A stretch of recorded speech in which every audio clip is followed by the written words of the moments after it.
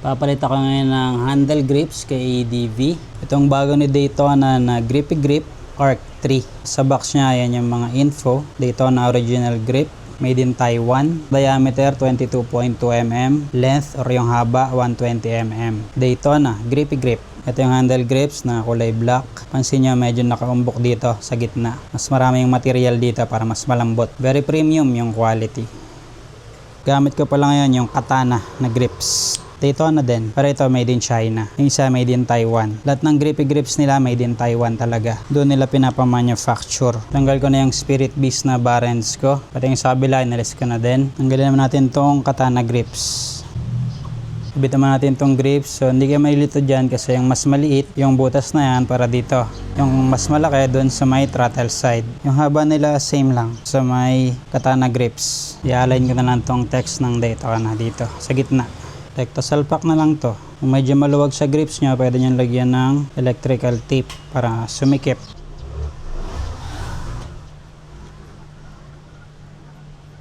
Ayan, okay na siya. Bit ko na yung barren dito, tapos diskarte ako ng spacing para pantay dun sa kabila. Sa throttle side naman tayo, alisin muna natin to. Naka quick throttle din pala ako ng Daytona. Ito. So kung stock yung gamit nyo, for example sa Honda, meron yung mga nakaumbok. Tinabas ko yung sa akin nun para mas pasok siya. Ito kasing sa Daytona quick throttle. Yan. Smooth lang, pero masikip yung grip.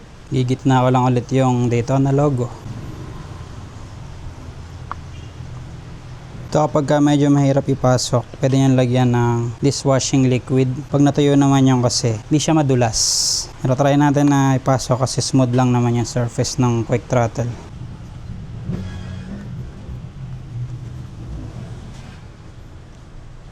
Ayan, okay na, lapat na siya. Habit ko na lang yung barren, tapos yung spacer, diskarte para hindi sasabit pag nagta-throttle ka.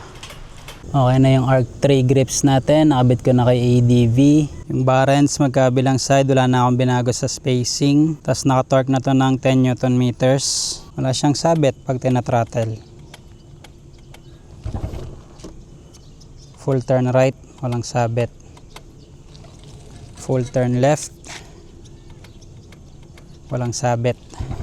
Ang kabila naka-torque din, same spacing ng kabila. Depende naman yan sa barrens nyo kung kailangan nyo ng spacer lalo dun sa throttle side. Basta kailangan hindi siya sasabit pag tina-throttle. Kung mapapansin nyo yung gitna niya, medyo nakaumbok. So mas malaki yung hawak mo, tapos mas malambot siya. Makadagdag yun sa comfort, tsaka syempre less ang alay. Kasi mas konti yung piga mo, mas malaki yung diameter eh. Itong sa akin, nakapartner pa sa quick throttle, kaya mas less ngalay lalo. Switch ko din pala dito, slim switch, tapos fat switch dito. Ang presyo pala nito nasa $650. Lagay ko na lang yung link sa comment section or description. Meron din pala yung mga ibang kulay, brown na light, tsaka dark na brown. Pero mas napili ko tong black para mas tumerno kay ADV na black and white yung kulay. Daytona Grippy Grips Arc 3.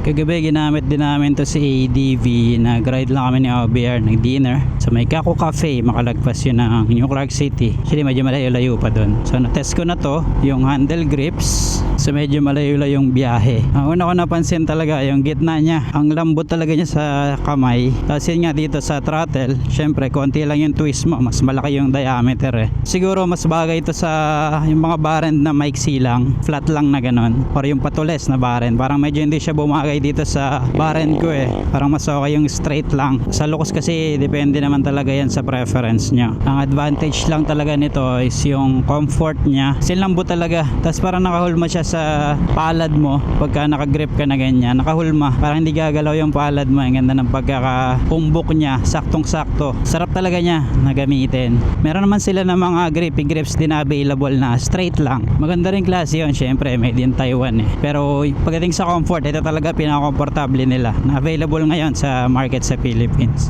Ang lambot eh. Siguro pag naisipan ko baka i-try ko yung mga iba nila. So, compare ko din yung comfort level kung mas okay talaga to.